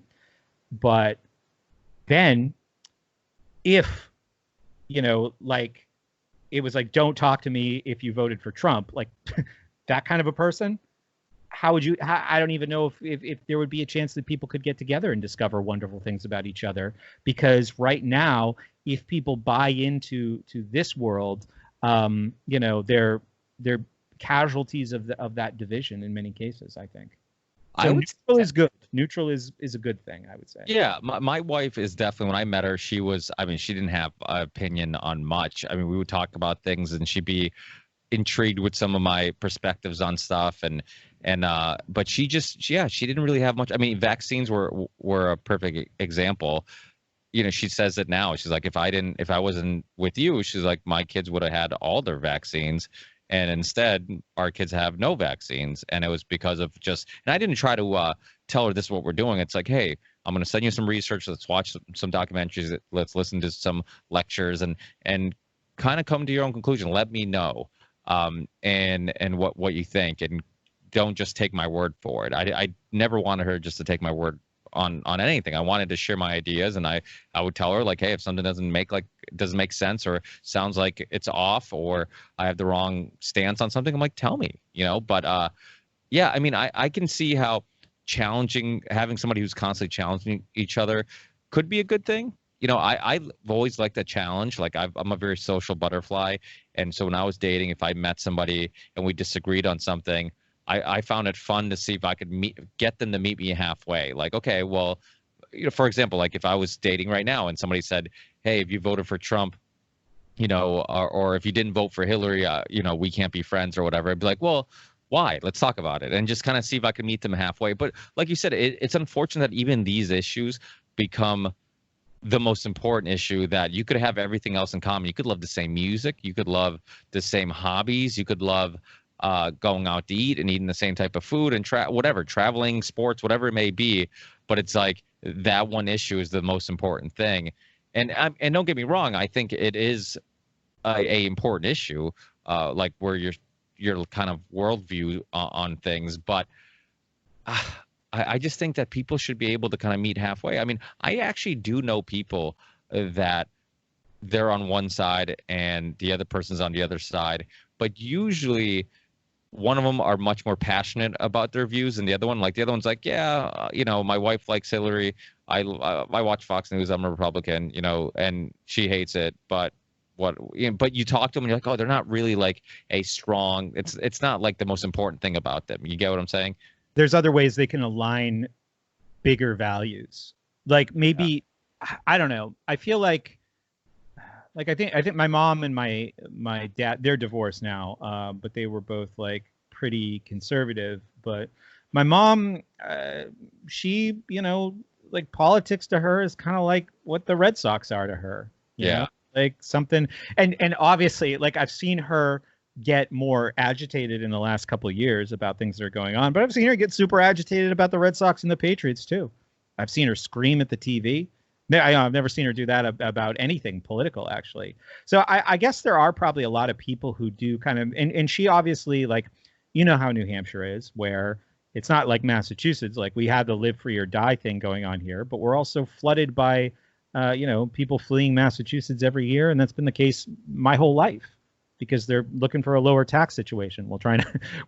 Making a higher tax situation here as a result. So things are very politically mixed in the town that I grew up in.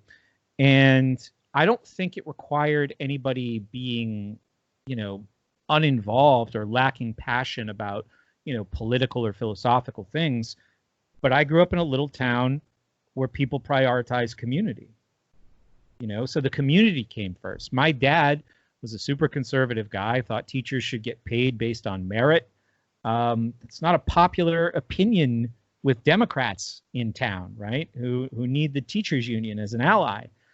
But, the Little League field getting mowed or the library getting built, those were bigger priorities because that was real and right here. But that's when I was a kid too, right? So I've said this on my show a bunch of times, like you could have a conversation about getting on an airplane in the year 2000, and it didn't have to be political. But by 2005, like after 9/11, that wasn't the case anymore. Now this is a political conversation. Now it's like, how do you feel about the TSA? You could have a conversation in 2008 or 2009 about going to the doctor, needing surgery without it being a political conversation. But then with Obamacare, now that's like just a political argument waiting to explode. You could have a conversation about, hey, I'm going to go get a Big Gulp in New York City in 2015. But after Mayor Bloomberg, you couldn't do that without it being a political conversation anymore. And the point is that the longer the government exists, the more and more it reaches into our lives. So people really have to be careful as far as couples are concerned about how their values are aligned, just kind of projecting forward. And we're seeing a lot of this right now around some, potentially life or death. Certainly a lot of things that have to do with our safety and the health of our economy.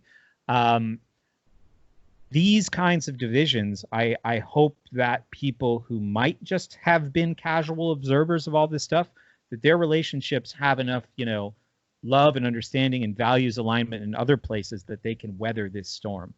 Because, the divisions that are being created, this is unlike anything. I'm not saying it's unlike anything that's ever existed. We had a civil war in this country, 160 years ago, but it's unlike anything I've seen in my life, right? So I think that, if for the single folks out there, having somebody who's neutral and doesn't care that much and is, understanding, respectful, curious, like if somebody was those things, I wouldn't care what they thought, right?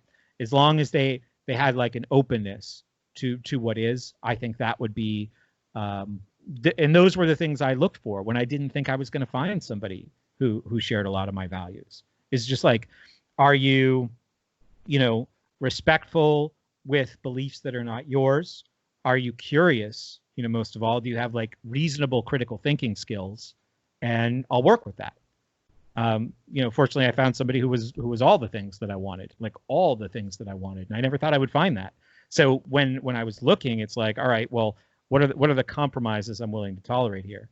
But neutral is great, I think, as long as those aspects are in place. So that's my dating advice for people listening. Yeah, you're talking to single people out there. I'm curious how busy Tinder was during the lockdown. I was meaning to ask some of my single friends. I'm like, hey, was anybody on Tinder? Did Tinder just go crazy because they're like, hey, there's no bars. This is the only way we can meet people. I wonder if all these people were just kind of hooking up, and that's what caused the numbers to go up. And or maybe it was actually something much more beautiful, where people we're gonna die, so let's just hook up, or got to know each other. It's like, Yeah. I think so. My partner and I, we had to do long distance for a while, right? So we couldn't just plow through that first phase of our relationship where lots of people actually make big decisions about how they're going to spend their lives together, using sex, because we weren't around each other all the time. And I think a lot of people do that. And this is not like any kind of sex negative comment. No, but love and lust, I think it's a very blurry line, and I think people confuse one for the other in many cases. Yeah. So we had to, from like 600 miles away, build a really connected relationship. Well, you fell in love with her mentally, right? Not physically. Yeah. Now, I've proposed this as a joke, a dating site where people meet and have sex to establish that they have chemistry, versus getting to know somebody for 6 months and then finding out you have no chemistry when it's time to get physical.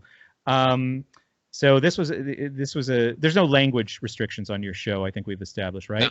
No. The dating site, it was called no restrictions. It was called Fuck First. And it was like a whole culture I wanted to build around it, kind of jokingly, but people get together, they have sex, they establish they have chemistry. They then must have a long distance relationship for 6 months where they write each other letters and get to know all the ins and outs of the people's histories and their emotions, and what they're working on to grow and what their goals and aspirations are. And then they can reconnect. So we almost did something like that, and it worked out great. It has just been so lovely. So yeah, I think that maybe women who on sites like Tinder and Bumble are calling a lot of the shots said, you know what? Why don't you woo me a little bit first? Since we're not going anywhere, let's get to know each other. And maybe people got stronger relationships out of that. I don't know. That would be my hope. That would be my optimism. Yeah, well, I remember back in the day growing up, and you used to have long phone conversations with people, and like your girls, you still live at home, you're dating this girl, or you like this girl, and you're on the phone all night. And in my case, my mom's like, get off the phone, it's late, and I think there was some, like you said, there's some benefits in just kind of not having the physicalness kind of get in your way of like, oh, this girl's so awesome, what she's saying is so interesting, but it's really just because she has a nice ass, and that's why you're sitting there. I always joke around about how, like, if a girl's attractive, you'll hear about her fucking puppy all night long, but if she's not, you're like, well, you shut this bitch up, like, who wants to hear about her puppy? Yeah, Stefan Molyneux wrote a book like 10 or 11 years ago called Real-Time Relationships, and he said, one of the disasters that we have in the the relationship world right now is that people make all their plans for their lives together when they're basically just drunk on pheromones, and after you reach like a certain period, if that fades away a little bit, I mean, in a good relationship, I think that kind of thing grows as well. But eventually, you get used to it, whatever it is, and physically, and then it's kind of like, all right, well, what's really here, And I think we all have had experiences in life where we get to that point and we go, much here. So. Well, it is a interesting thing because one thing I've talked about my buddies a lot is just how you can't capture that beginning parts of a relationship, but a lot of it is we always talk about how, like, oh, if you can just bottle up those first, like, couple months or the first 6 months or whatever, you'd be the happiest person on earth.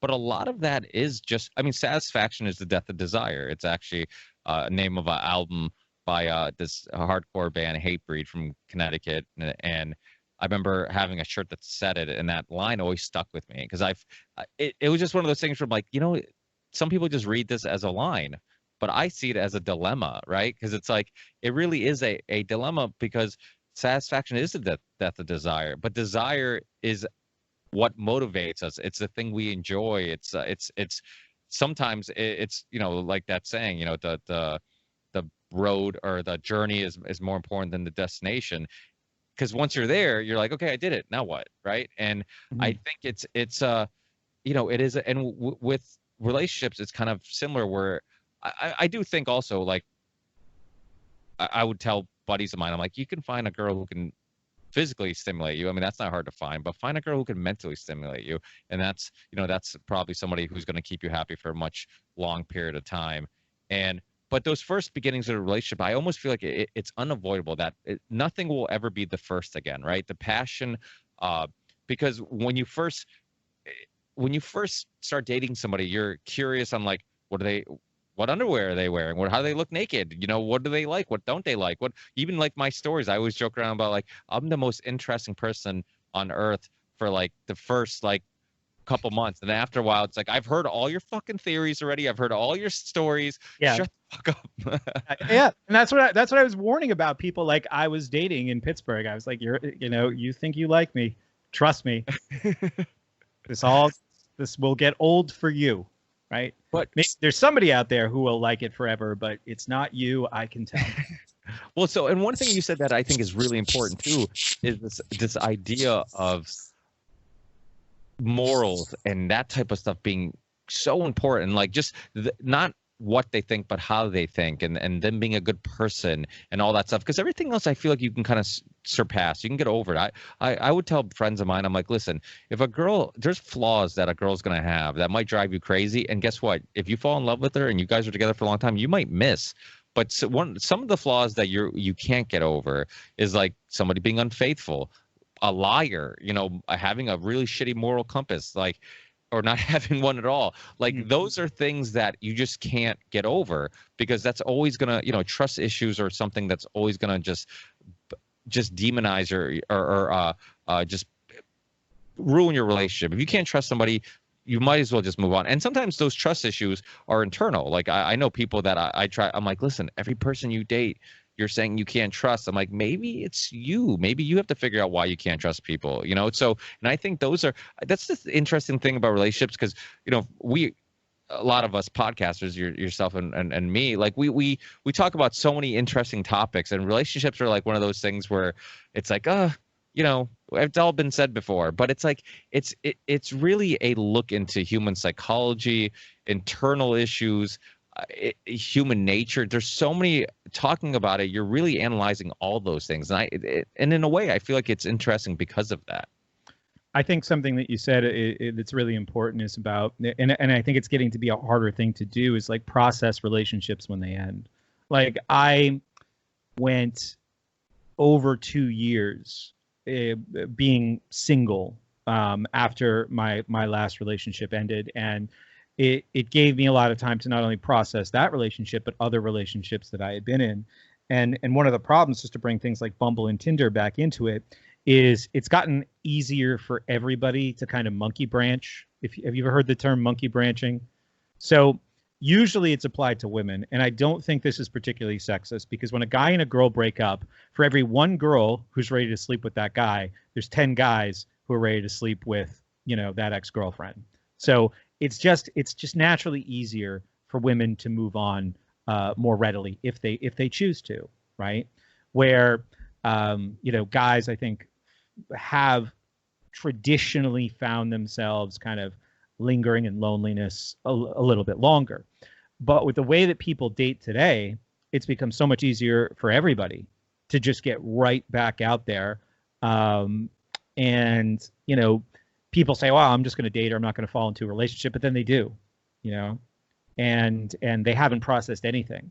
So I think the gaps are shrinking between, I mean, I would say like if you're in a relationship for 2 years, like taking a year to kind of process it on your own doesn't mean never go out on a date or never find satisfaction from another person, but it means don't jump into another relationship, and I think relationships, while there are so many resources right now in the world for how to develop personally and how to improve emotional health, and they're free, and people on the internet are just trying to give them to you through YouTube videos and podcasts. There also is this phenomena where people are so distracted, and it's not distractions everywhere from themselves, that people wind up being lonely for themselves in a way, because there's just so many other things that they can dump their energy and attention into, including other people. And I don't know how many apps there are for doing that, but they're certainly facilitating this idea of people not learning to enjoy solitude and derive the benefits of solitude. And maybe I did it too much. I'm kind of an introvert, and I'm certainly not like a hermit or a shut-in, but I spent a lot of time alone in the last 2 years. And I think it's necessary, I think. Yeah, I think there are benefits to it, and I think there are some costs as well. So I'm still now like trying to adjust to a very different lifestyle, but really excited about adjusting to it, of not being alone. But it's weird after just doing it for so long, and having another person learn your flaws and learning the flaws of another person and loving them and seeing them love yours is a wonderful thing that I hope everybody feels. Yeah, and the other interesting thing is how we always think it's greener on the other side. Like I would go out with friends that are single, look at my married friends and be like, I want that. I want a family I can go home to. I want, a wife who I can do chores with and sit down and have a glass of wine with and have dinner with every night. And then the married guys can sometimes look at the single guy like, oh, I want that freedom to be able to just go wherever I want, whenever I want, and all that stuff. So it is, it's a balancing act. I mean, you have to figure out what you want, what truly makes you happy. But it is true. Like it sometimes is just really easy to look at what somebody else has and says, hey, I'd be happier if I was there. And then you get there and you're like, oh, wait, I'd be happier if I was over there. And it just, not taking that for granted, that what you do have. But the one thing you said, and I would always tell my friends growing up about this, I'm like, you have to learn how to be alone and be happy alone. And I don't mean alone with like no friends or not maybe talking to somebody or talking to some girls or whatnot, but just in regards to like not depending on somebody else for your happiness. Because too often you see people that are like that. They just go from one relationship to another relationship to another relationship to another relationship, and they're just afraid of being alone because they're not used to it, right? I mean, it's very easy to get used to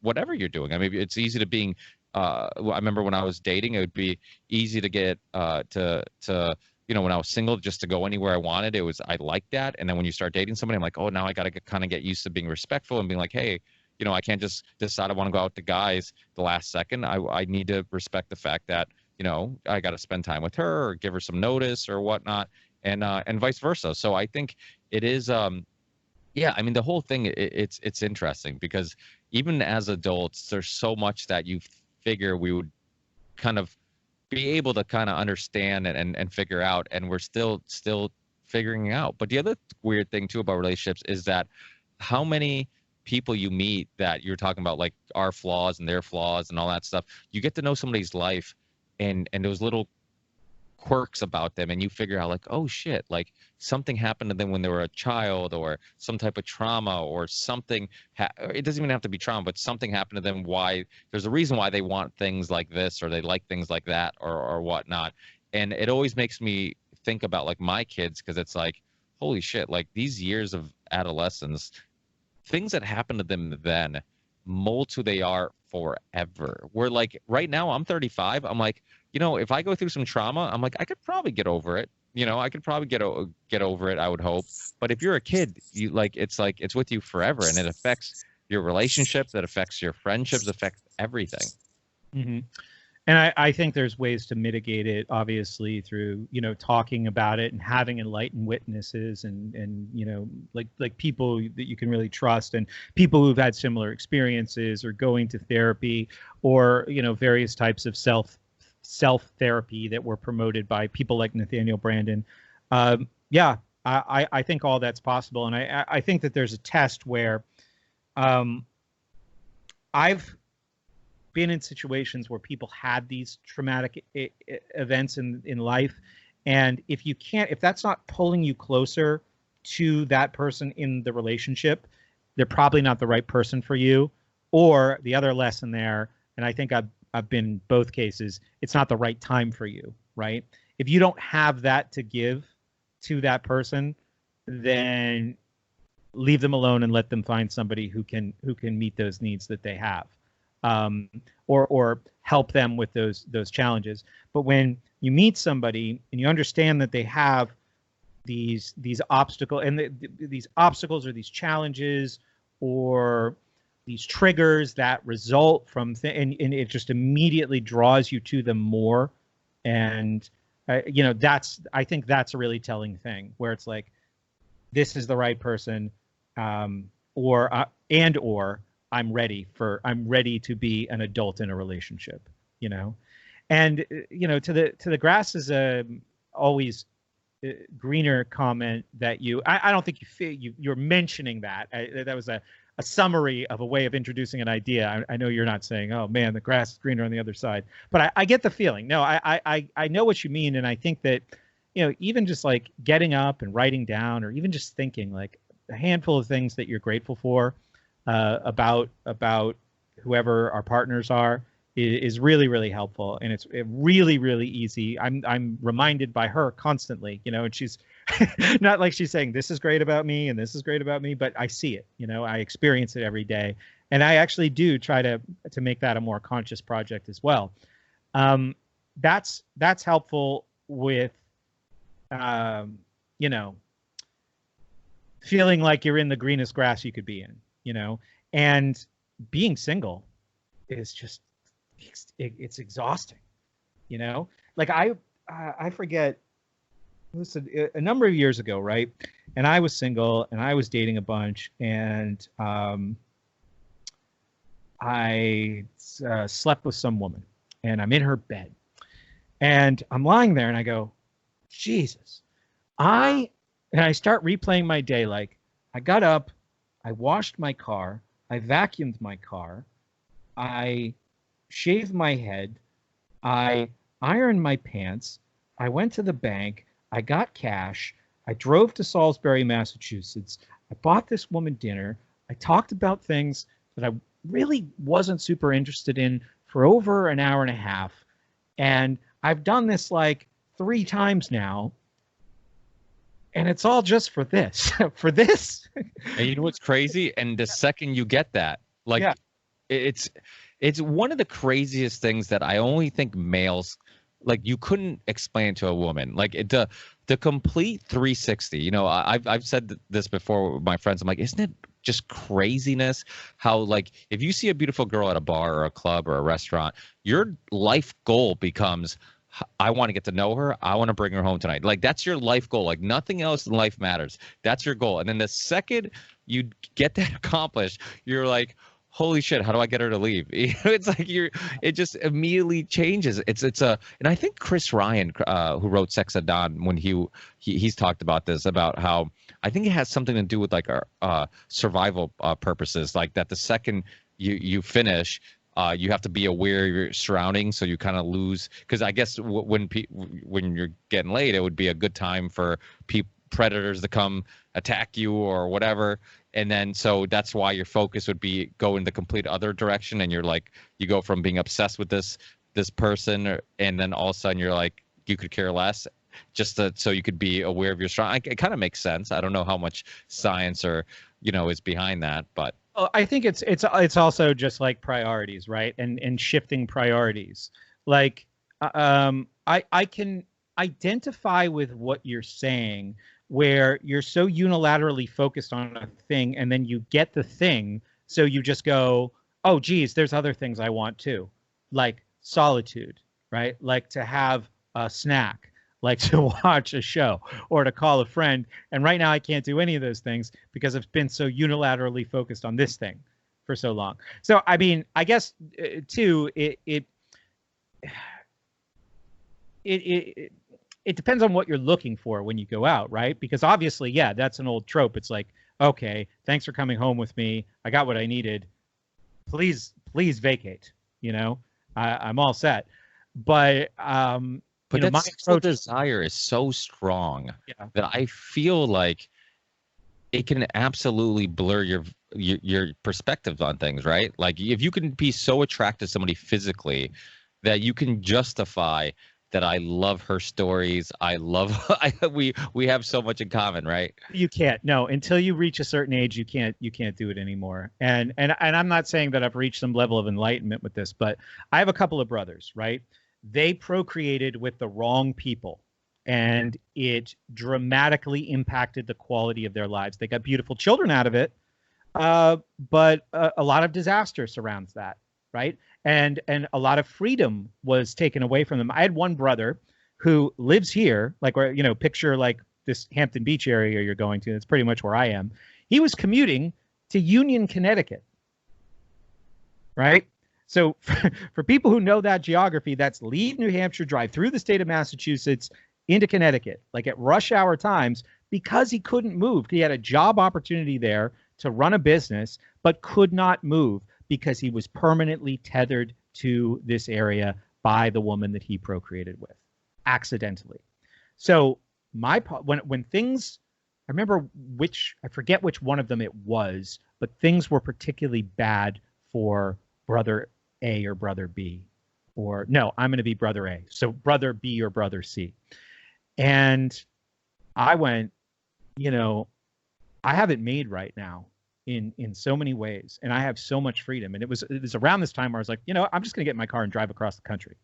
And I made a work purpose out of it, but I just wanted, you know, I'm going to exercise this freedom that I have. And that's something that I don't want to take for granted. So it was around that time, and it wasn't too long ago, I said, I'm not going to sleep with anybody that I would not procreate with. So I guess there's like a loophole if they can't have children, which that happened a couple of times. But I am going to be much more discerning about this act, right? And that will dramatically improve the quality of the interactions that I have in my life. And as I reach my late 30s and early 40s, and I'm dating people who are also in that same age range, I'm not wasting my time and I'm not wasting their time, right? Because who knows how, you know, people catch feelings, even if it's just like, oh, we're just dating or sleeping together. That doesn't always work out like it's planned. So, you know, I said my time is valuable. I will grant people the same respect for their time. And I think left a number of people like kind of baffled by why I didn't want to go any further with them, like relationship wise, but I was looking for a certain thing. I was tired of wasting time. And I also felt like it's fine when you're a young man to kind of, I don't know, perform in this chase, but you know, you get to a certain point, you don't want to be chasing. The chase just isn't fun anymore. It feels almost kind of demeaning, you know, and women know that, I think, who are not. I'm not saying all women. I'm saying women who are playing that game. They know that. They know that, and it wasn't a game that I wanted to participate in anymore. And I would say that the quality of my dating life improved. I reclaimed a lot of time that I'd been wasting. And I think that was the example that I was giving you when I talked about lying in some woman's bed, going, all that for this? It was just like an accounting of time and effort, right? And money, you know, to do this one. It's like, where was my head? You know, while why am I vacuuming my car to be in this woman's bed? Why am I ironing pants to be in this woman's bed? I'm just wasting time. So to stop wasting that time, I don't know. It was just a beautiful thing. It was efficiency. It wasn't just efficiency, but I feel like it was authenticity too. Like, let's not play a game. Here's why I'm here. Here's what I'm looking for. If you're not the person, let's release each other on to the next pursuit. Sorry, go ahead. No, I agree with everything you said. Absolutely. I mean, it can be a waste of time. It's weird because I didn't like the games when it was like blatantly obvious, but I also understood that as a female, if you're an attractive female, you're getting hit on by a billion guys everywhere you go. I forget which comedian it was. I don't know if it was Chappelle or Chris Rock or whoever said, like, hey, if you're a beautiful girl, you think everybody's super nice, right? The guy who's holding the elevator for you is just because he's a sweetheart. The guy who picks up your stuff he's like, no, they all want to fuck you. He's holding the elevator for you because he wants to fuck. So it's like there is this thing where they're getting, my point is they're getting hit on all the time. So they do put, I never took it personally when a girl put up a wall slightly at first, and I'm like, okay, I'm one of like, who knows how many guys hit on her in the last 24 hours. Let me break down that wall. Let me see if I can get through to her and have a fun conversation and whatnot. So I did like that aspect of it. I like the getting to know somebody, hearing somebody's story, them seeming interested in my story, that type of stuff. I did, but I did get to a point where when you got to know somebody, if there was a lot of those games of like, hey, you didn't text message me back right away, or usually text message, like, why didn't you call? You didn't tell me, like if you're playing those type of childish games, that definitely gets to a point where it's just like, dude, let's just be honest with one another. Let's not play games. Let's not, let's just get to know each other and see if we like each other, and don't waste your time. I would tell, I'm very much like you. I throughout my high school years, I spent just about all of it with one girl until I was 21, and then we broke up, and I had no like close friends I go out and have a drink with, or whatnot. And I'm like, what the fuck do I do in my life? I'm like, I revolved my whole life around this one person. Now she's gone, and I don't have a core group of friends to hang out with. And then once I build that, I start going out, started meeting people. I'm like, I'm never going to let this go. I'm never going to take this for granted. I'm never going to be one of those dudes who starts dating somebody and all of a sudden they disappear, and then they're single again. They show up again, and everybody has friends like that. And regardless if I had, and when I was younger, I hung out with, quite a few older friends, and they're like, oh, wait till you get married. Wait till you have kids. You won't be around as much. Well, I got married. I still make time with my friends. I have kids. I still make time with my friends. To me, those relationships are important. I think similar to like being alone and being social are both required, and it's a balance. Like I'm just like you, where I need alone time and I also need social time, because I think it's good for me to hear other people's perspectives. And because if you're alone long enough, you can turn to Unabomber. You can just I think you can also convince yourself of anything, right? Like I think really dumb people and really smart people are really good at convincing themselves that their thinking is logical, and they can come up with evidence to back their perspectives. And if I'm alone long enough, I could have a really shitty idea that I'm reinforcing with a bunch of other shitty ideas. But if I'm with my buddy, he might be like, I don't know about that. And I'm like, and all of a sudden it's like, okay, that's all I needed was just that's plant that seed of doubt. So I'm like, okay, maybe he's right. Maybe I'm wrong about this, And so I think, both things are required. I think alone time and self-reflecting, trying to figure, and this kind of ties into the whole political thing, is that people don't want to believe that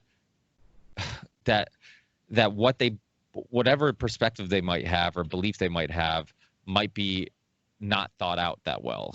Like they don't want to, they just want to judge others. They don't want to be judged. And I think having that alone time to reflect, like I love cigars and I love having a glass of wine. I love having a bourbon and a cigar. And my wife would always be like, how are you a health freak? How are you, all about organic? You do podcasts with doctors. You're all about, healthy eating, and then you smoke cigars. And I'm like, I would tell her, I'm like, it's not about like there might be some negative effects of smoking the cigar, but the positive mental effects I get of being like not distracted by a phone, not because I'm sitting down, I'm just taking time to self-reflect, kind of turn on my senses that I neglect often, like smells and tastes and all that stuff.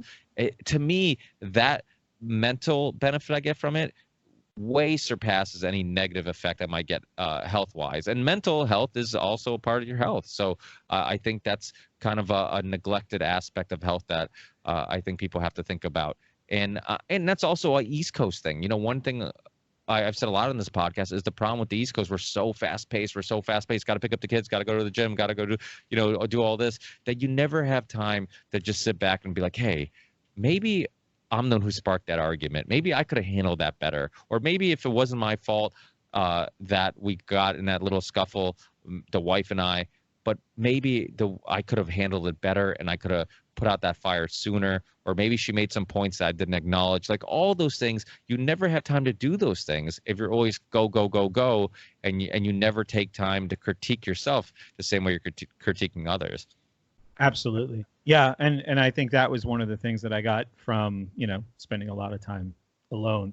And I think it's something that I would like to get. So you kind of do this back and forth, right? Of exposing yourself to things outside of your comfort zone, right? And then like periods of reflection.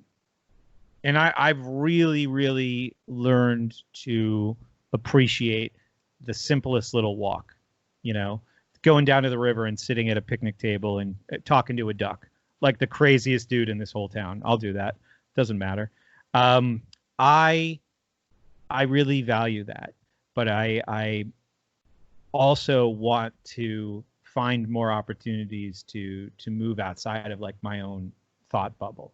And that's why, the people that are in your life, and I really agree with what you're saying about balancing friendships with relationships too, is neither of us probably have a lot of time, so we have to be really discerning about who fills those time slots that we have. And I'm very grateful for I think a number of people who inspire me and challenge me, and it sounds like you have that too. But I want to transition to, you invited me before, but I will invite myself or remind you of your invitation to these swapcasts that you do. I would love to be in on that, because I gotta go. If that, I don't know. Sorry about that. Yeah. No, it's great. I'll probably do too. I want to say that this is only the third time we've ever talked in our lives. I did no prep for this, and this is like the greatest conversation I've had in a long, long time. And I'm really, really appreciative for you reaching out to me and having me on again. This is awesome. Thanks. Do this anytime. I really, yeah. Well, I'll tell you right now. So it was supposed to be, the next Swapcast is supposed to be the 13th because we're doing every other week. But so Midnight Mike from the OBDM podcast, he usually does the Zoom thing. He sends me all the links. He live streams it because he's just a tech like genius. So he helps me out by I gather everybody and he'll kind of do the hard tech side of things. But he's going to be traveling that week, so we're actually going to do the 20th. I'll send you a little invitation or a little reminder as we get closer to that date. But the cool thing is, like I was telling Sam Tripoli through a text message, when I was kind of proposing this idea. Similar, have you ever heard stories of the Comedy Store in California, of how like you go there on any random day and there'd be some crazy lineup of comedians because everybody hangs out there? Yep. Well, I want to do the same thing with this Swapcast thing and this alternative media kind of hangout thing, where like I throw out the invite to people. There's going to be a week where you can make it, and another episode maybe you can't. But every time you show up, it's going to be like slightly a different mix of people. You never know who's going to be on. It can be serious conversations. It can be fun conversations, but it's bringing people together, sharing ideas. It's a community, and it becomes one of those things where like, hey, if this person's invited, even if I don't know who he is, he's probably a decent dude, and so I can kind of riff with him, and I do that in my own personal life where I try to say I'm like a cool people collector. I try to like, if somebody seems cool, I'm like, yeah, come hang out with my group of friends. And then I'm like, okay, well, this motherfucker's crazy, so let's never invite him again, and that has happened. And I think as you get older, like you said, time becomes more valuable. Where like when I was younger, I'd be like, let's see if we can help this dude. Let's see if we can, like, oh, he's just going through some issues. But then it's like you can only help somebody so many times where it's like, okay, now he needs to find somebody else to help him. But you know what I'm talking about. I'm sure you've had similar situations. You bet. Yeah. But yeah, so thank you so much. It's funny because this podcast, Jay Dyer was just on. He's like, I don't want to sound like, I didn't want to tell you before the show, but I was going to tell you that I am sick of talking about my book and all that. And he's like, I'm so glad you didn't ask any of those questions. I'm like, Jay, this is just kind of a casual conversation. And for the most part, it works out where like, I like the fact that nobody knew we were going to do 40 minutes of relationship talk. Neither did we, No, love it. I'm inspired by this. I want to have more conversations like this myself. So yeah, I feel like the first conversation we did, which was in 2014, was probably more focused on like my work. But yeah, I was so happy to get away from a lot of the topics that I've been really focused on, and just to kind of go with the flow. This is awesome. I need more of this in my life. So thanks again.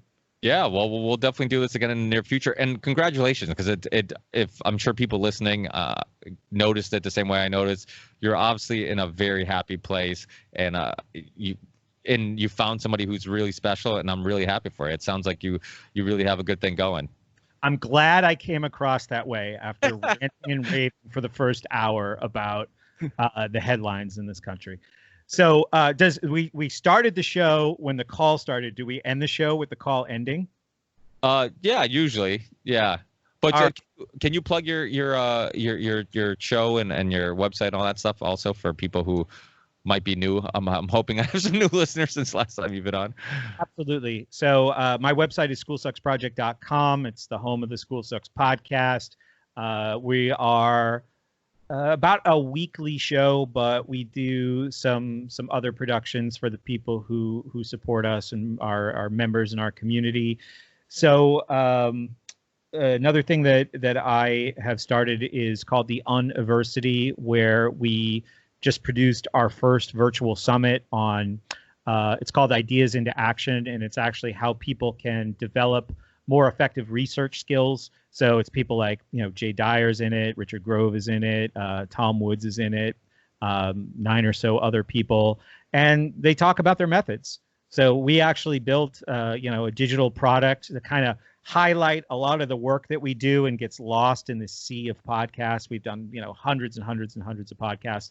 So to take some of the most valuable lessons about how to acquire and use information, and part of that use is communicating it to other people, and that's linked right on the front page of School Sucks Project if people are interested in checking that out as well.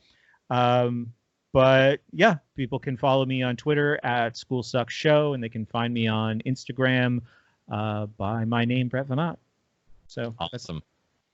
Thanks, Brett. I really, really appreciate it, and hopefully we don't take so long to do the next one. We're not. I want to do this again real soon. This was great. Yeah, same here. I tell the listeners, and I'm being honest, I'm not just saying it. I really do enjoy doing the podcast because it's not just a journey for the listeners, but I get so much out of these conversations. I feel like every episode I'm growing, I'm learning something, and it's just a blast. And in a way, it's kind of cool to also be able to kind of talk for this long with somebody that I would assume if they lived nearby, we'd be hanging out. So Absolutely.